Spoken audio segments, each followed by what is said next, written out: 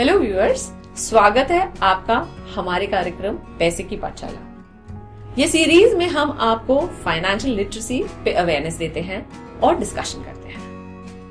आज के हमारे इस एपिसोड में हम आपको हमारे अपने कैमरामैन सनी कुमार से मिलाएंगे और हम उनसे जानेंगे कैसे उन्होंने अपनी 100 रुपए की इन्वेस्टमेंट से जो जर्नी स्टार्ट करी थी उससे उन्होंने अपनी मोबाइल की इच्छा पूरी करी और अपने गांव में घर बनाने में कंट्रीब्यूशन करके अपने आप को फाइनेंशियली इंडिपेंडेंट बनाया। सो आइए स्वागत करते हैं सनी कुमार का। और सनी, कैसे हैं आप? बढ़िया मैम, सब अच्छा। सनी, आज हम आप ही पे फोकस करेंगे और आज सबसे पहले यही पूछेंगे कि आपने इन्वेस्टमेंट करना कब से शुरू किया और कैसे शुरू किया? मुझे लगता है मेरा उम्र 14 साल होगा उस समय से स्टार्ट कर दिया था हमने कि इन्वेस्टमेंट करना है। ये भी था कि आज पैसे जोड़ लेते हैं, बचत करते हैं कि आने वाले टाइम कमी हो पैसे, मगर 100 रुपए से स्टार्ट करके वो एक ऐसा लगता है ना हमने काफी ज्यादा जमा किया हमने पैसे। ये हमने स्टार्ट 14 साल की उम्र से पोस्ट ऑफिस में कर दिया था। और आपको किसने बताया था कि बचाना जरूरी है? एक तो परिवार के हालात देखकर, हाँ। और ऐसा लगता था कि हमारे बगल में एक पोस्ट ऑफिस में जॉब करते थे, तो उन्होंने बताया कि जो भी पैसे मिलते हैं ना आप बचत करो और फिर पोस्ट ऑफिस में जमा कर दो। तो हमने उनकी बात मानकर 100 रुपए मंथली, एक 5 साल का कुछ होता था उस समय आरडी वगैरह, तो हमने उसमें इन्वेस्टमेंट कर दिया 5 साल के लिए। तो धीरे धीरे हर महीने 100 रुपए 5 साल तक जमा किया उसमें। तो सनी, ये तो आपने जो इन्वेस्टमेंट शुरू करी थी पोस्ट ऑफिस में 5 साल की, उस मनी जो आया आपके पास पैसा, उसका क्या किया आपने? उसमें मैं 14 साल की उम्र में किया था उसको। हाँ। मगर वो आपको 19 साल की उम्र तक 5 साल तक जमा करना था 100 रुपए। तो मैं उसमें क्या करता था, जब गर्मियों की छुट्टी होती थी ना स्कूल के टाइम पे, तो मैं 2 महीने के लिए दुकानों पे काम कर लिया कि चलो मोबाइल की इच्छा पूरा करना, क्योंकि दोस्तों के पास हो चुका था। हाँ। हमारा ऐसा कुछ नहीं था कि हम कहाँ से लें, घर वालों को भी नहीं बोल सकते थे। 2 महीने के लिए मैंने जॉब करके वो 1000-1200 रुपए उसमें मोबाइल आता था रिम का, उसमें उस समय मैंने उसको लिया। तो हमारे घर में पहली बार मोबाइल आया जो मैं लिया था। अरे क्या बात है! तो मतलब आपने अपनी मेहनत और अपने पैसे जोड़ने की आदत से अपना पहला मोबाइल। बिल्कुल, अपनी इच्छा खुद ही पैसे बचत करें और खुद ही अपना पूरा किया हमने उसमें।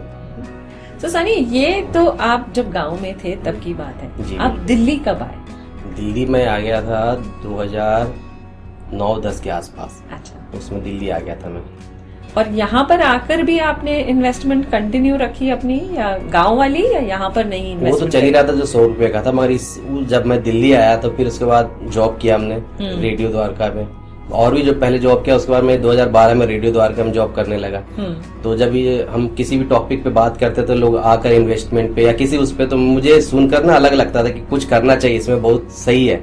तो जो मेरा पुराना जो शौक था बचत करने का, वो इस जगह पे ज्यादा होने लगा कि अब बचत करना है। तो मुझे कहते हैं आग, तो मुझे बचपन से ही था शौक बचत करने का। हाँ। दिल्ली में आके कुछ ज्यादा हो गया वो। ये तो अच्छी आदत है। तो सनी, आपने क्या उसके बाद कोई अलग एवेन्यूज में भी इन्वेस्टमेंट करी या सिर्फ पोस्ट ऑफिस में ही? नहीं, सबसे पहले मैंने अपने आप को इंश्योरेंस में किया, लाइफ इंश्योरेंस का। अच्छा। कि कुछ अब एज कम था उसमें, तो लाइफ इंश्योरेंस में मैंने स्टार्ट कर लिया। मेरा उसके बाद जब पैसे की पाठशाला जब चल रहा था ये हमारा प्रोग्राम, तो उसमें सुनता था मैं कि किस तरह से इन्वेस्टमेंट करें, क्या करें। तो मुझे SIP के बारे में पता चल गया। फिर मैंने उसमें 500 को महीने से स्टार्ट कर लिया 2014 के आसपास। तो आपको म्यूचुअल फंड की अवेयरनेस पैसे की पाठशाला से।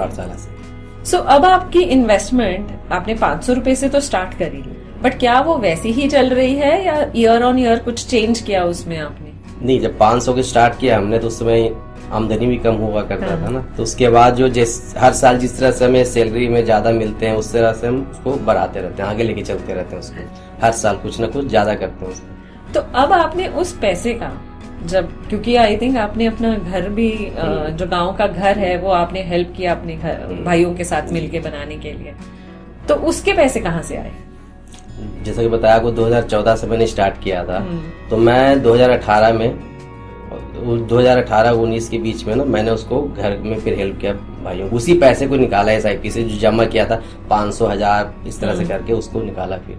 तो सनी, जब आपने घर बनाया तो आपने वहाँ पे जमीन भी खरीदी, पूरा घर का एस्टिमेटेड कॉस्ट, अगर आप कितना खर्चा लगा होगा आपका उसमें, कुछ बताना चाहेंगे अपने व्यूअर्स को? जमीन को तो मेरे ख्याल से काफी कम का ही लिया था हमने, उसमें 1.5 लाख के आसपास में। बनाने में तो काफी ज्यादा पैसे लगते हैं। जमीन तो हमने ले लिया, बनाने में मैक्सिमम 6-7 लाख रुपए के आसपास हमने लगाया था उसमें।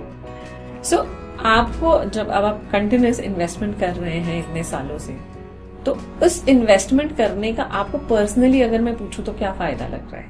फायदा ये है कि हम जरूरत के समय पे मैं खुद अपने पैसे निकाल के इस्तेमाल कर सकता हूँ, किसी से मांगने की जरूरत नहीं है। ये मुझे लगता है कि तभी मैं हर साल चाहता हूँ कि ज्यादा से ज्यादा मैं उसमें इन्वेस्टमेंट करूँ, SIP में भी, बैंक अकाउंट में भी रखूँ कि बुरे समय में काम आ जाए मेरा।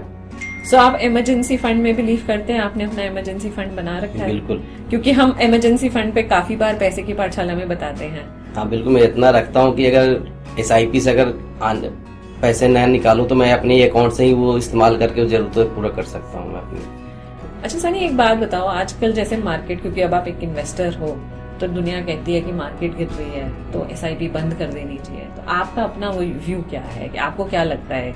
क्योंकि आप इतने साल से इन्वेस्ट कर रहे हैं, तो आपको लगता है कि आपको बंद कर देनी चाहिए? बिल्कुल नहीं, जो ऐसा करते हैं वो आगे तक जमा नहीं कर सकते हैं। ये तो उतार चढ़ाव तो होता ही है। हाँ। और जब अगर मार्केट गिरा हुआ, पैसा आप SIP कर रहे हैं, करते रहे कंटिन्यू, तो आगे जाके वो ज्यादा ही देगा, कम नहीं देगा आपको।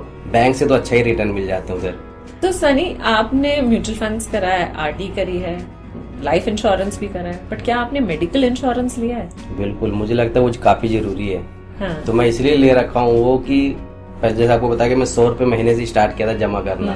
उस समय 1000 रुपए की जरूरत थी तो मेरी मम्मी को किसी ने दिया नहीं था। तो हमें लगता है आज के टाइम में मैं कमा रहा हूँ तो अपनी हेल्थ का खुद ध्यान रखूं, इसलिए मैं हेल्थ इंश्योरेंस भी ले रखा हूँ कि आगे के लिए सही रहा। और जरूरी इसलिए भी है ना कि आपने जो बचत किया, अगर एक बार आप बीमार पड़ते हो तो सारा पैसा खत्म, तब वो लगता है उस पैसे को बचाने के लिए ना मैं इंश्योरेंस कर रखा हूँ अपने हेल्थ का कि उस पैसे को यूज ना करना पड़े, उससे काम चल जाएगा।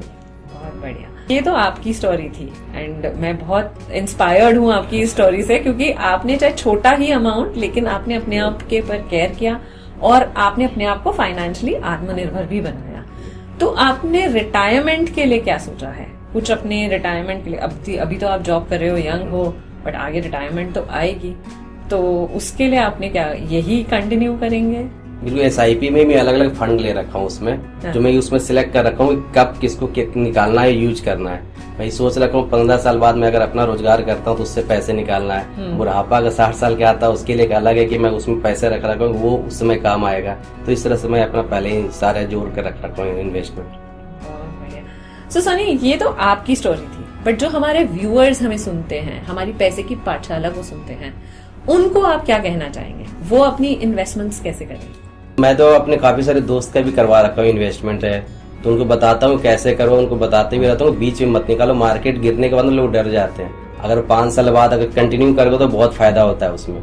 तो इसीलिए मैं सबको एक चीज बताता हूँ, हेल्थ इंश्योरेंस के बारे में लोगों को मैं बोलता हूँ कि आप हेल्थ इंश्योरेंस भी करा के रखो, ताकि आपने अगर 5-10 लाख जमा किया ना, एक बार बीमार पड़ोगे सारे खत्म हो जाएगा। तो इसलिए उसको बचाने के लिए ना पैसे को हेल्थ इंश्योरेंस कर लो, ज्यादा पैसे भी नहीं लगता अब तो। इसके लिए मुझे लगता है कि जो लोग कम भी कमाते हैं ना, कम से कम जमा तो करते रहना चाहिए। मैं जब मोहल्ले में ऐसे लोग हैं जो कम पैसे कमाते हैं, मैं उनको बताता हूँ आप 500, 1000 जो भी होता है आप जमा करो, क्योंकि भाई बुरा वक्त जो है ना जेब देख के थोड़ी ना आता है। बिल्कुल सही कहा सनी आपने। सो व्यूअर्स, आपने सुना सनी की कहानी, और ये सनी की स्टोरी आपको डेफिनेटली इंस्पायर करेगी। इट्स नॉट, जैसे हम बोलते हैं कि पैसे की पाठशाला आपको एक वो समझ देता है जिससे आप अपने पैसे को अच्छे से मैनेज कर सकते हैं।